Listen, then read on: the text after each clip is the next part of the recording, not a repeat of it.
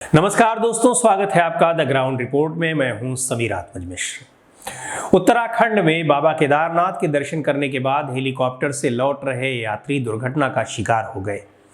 Pilot समेत 7 लोगों की मौत हो गई। इससे पहले भी यहां कई हादसे हो चुके हैं। मौसम खराब था, फिर भी हेलीकॉप्टर उड़ान भर रहा था। और भी कई कारण हैं बार बार होने वाले इन हादसों के पीछे। बताया जा रहा है कि जिस तरह से सड़कों पर ऑटो और टेम्पो 6 की जगह 20-20 तक सवारियां भरकर बेखौफ और बेलगाम चल रहे हैं, कुछ उसी तरह से उत्तराखंड में हेलीकॉप्टर उड़ रहे हैं। मंगलवार को केदारनाथ धाम में दर्दनाक हेलीकॉप्टर हादसा हुआ। खराब मौसम में जबरन उड़ान भर रहा ये हेलीकॉप्टर हादसे का शिकार हुआ और उसमें सवार सभी 7 लोगों की मौत हो गई, पायलट की भी। धमाके के साथ हेलीकॉप्टर में आग लग गई और पहाड़ पर गिरते ही हेलीकॉप्टर टुकड़े टुकड़े हो गया। ऐसे कई हादसे यहां हो चुके हैं। हादसों के बाद ऑडिट रिपोर्ट में हेलीकॉप्टर की उड़ान में गड़बड़ी भी पाई जा चुकी है, लेकिन हेलीकॉप्टर सेवा देने वाली कंपनियों की कार्यशैली में कोई फर्क नहीं पड़ा। मंगलवार को हुए हादसे की जांच के भी मुख्यमंत्री पुष्कर सिंह धामी ने आदेश दिए हैं, लेकिन लोगों को लगता नहीं कि इससे कोई फर्क पड़ेगा, क्योंकि कंपनियों, स्थानीय प्रशासन और सरकार के बीच ऐसा बेहतरीन तालमेल है कि किसी भी नियम का पालन न होने पर कोई कड़ी कार्रवाई नहीं हो पाती।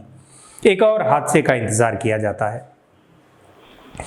दुर्घटना का शिकार हुआ हेलीकॉप्टर आर्यन कंपनी से जुड़ा हुआ था। स्थानीय अधिकारियों के मुताबिक घने कोहरे के बीच हेलीकॉप्टर ने उड़ान भरी थी और खराब मौसम की वजह से यह हादसा हुआ। बहरहाल जांच के बाद हवाई उड़ानों का संचालन और नियमन करने वाली संस्था DGCA और केंद्र सरकार को रिपोर्ट सौंपी जाएगी, लेकिन फिलहाल हेलीकॉप्टर सेवा रोक दी गई है। सामने आया था जब हेलीकॉप्टर की हार्ड लैंडिंग कराई गई थी। उस वक्त कोई अप्रिय घटना तो होते होते बच गई, लेकिन आगे कोई घटना ना हो इसके लिए नागरिक उड्डयन महानिदेशालय यानी DGCA की तरफ से ऑडिट कराया गया। जून के पहले सप्ताह में स्पॉट चेकिंग के बाद फिर 13 से 16 जून के बीच ऑडिट हुआ था। 2 चरणों के इस ऑडिट में पता चला कि हेलीकॉप्टर सेवाएं देने वाले ऑपरेटर्स उड़ानों का हिसाब किताब ठीक से नहीं रखते।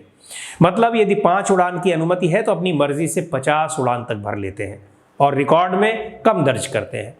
उनके इस खेल में स्वाभाविक है कि DGCA से लेकर स्थानीय प्रशासन और पुलिस वाले भी शामिल रहते हैं, क्योंकि हेलीकॉप्टर की उड़ान कोई तितली की उड़ान तो है नहीं कि किसी को पता न चले। यही नहीं, सुरक्षा नियमों का भी पालन नहीं किया जा रहा था। गड़बड़ी पाए जाने पर कुछ सजा भी दी गई। 5 हेलीकॉप्टर संचालकों पर 5-5 लाख रुपए के जुर्माने लगाए गए। 2 ऑपरेटर्स को निलंबित भी कर दिया गया। लेकिन नियमों का उल्लंघन करते हुए करोड़ों कमाने वाली कंपनियों के लिए 5 लाख रुपए का जुर्माना अदा कर देना कहीं से भी घाटे का सौदा नहीं रहा। उसी समय यदि कुछ कठोर कार्रवाई हो जाती, उड़ान सेवाएं प्रतिबंधित कर दी जाती, सारे हेलीकॉप्टर्स की तकनीकी जांच के बाद ही उड़ान भरने की अनुमति दी जाती, तो शायद मंगलवार को हुए हादसे को रोका जा सकता था। दुर्घटना के बाद पहले भी सवाल खड़े हुए थे और फिर उठ रहे हैं। हेलीकॉप्टर सेवा देने वाली कंपनियां DGCA और NGT मानकों का भी उल्लंघन कर रही हैं।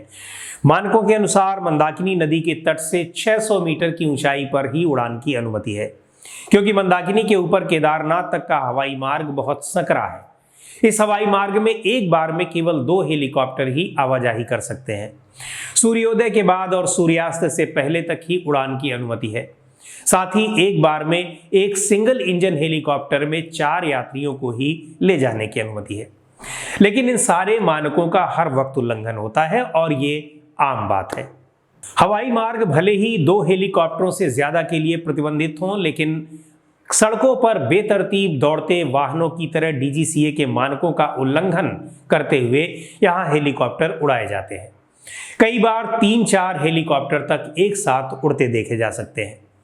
शाम को सूर्यास्त होने के काफी देर बाद भी हेलीकॉप्टर उड़ते हैं और जहां तक यात्रियों का सवाल है, तो अनुमति भले ही 4 यात्रियों की हो, लेकिन 6-7 या कभी कभी तो 8 यात्री भी ये हेलीकॉप्टर ढो रहे होते हैं। आपने ऑटो और टेम्पो पर देखे होंगे कि कैसे ठूस ठूस कर सवारियां भरी रहती हैं। बैठने की जगह 6-7 लोगों की है, लेकिन कई बार तो 15-20 लोग बैठे रहते हैं। ऐसे ही उत्तराखंड में हेलीकॉप्टर पर यात्री ठूसे जा रहे हैं। जैसे सड़कों पर किसी ट्रैफिक पुलिस या अन्य जिम्मेदार अधिकारियों को ये सब नहीं दिखता, वैसे ही वहां भी ये सब चीजें किसी अधिकारी को नहीं दिखाई पड़ती, और जब कोई बड़ा हादसा हो जाता है तो हर तरफ हाहाकार मचने लगता है। मंगलवार को जो हेलीकॉप्टर दुर्घटनाग्रस्त हुआ उसमें भी 6 यात्री और एक पायलट समेत कुल 7 लोग सवार थे। यही नहीं, हेलीकॉप्टर सेवा देने के लिए जो हेलीपैड बने हैं वो भी मानकों के अनुरूप नहीं है। कई हेलीपैड तो ऐसी जगहों पर बने हुए हैं जिनके आसपास कुछ ही मीटर की दूरी पर घर बने हुए हैं या फिर गौशालाएं बनी हुई हैं। केदारनाथ धाम के लिए साल 2004 में महज एक कंपनी से हेलीकॉप्टर सेवा की शुरुआत हुई थी और अब यहां 9 कंपनियां सेवाएं दे रही हैं।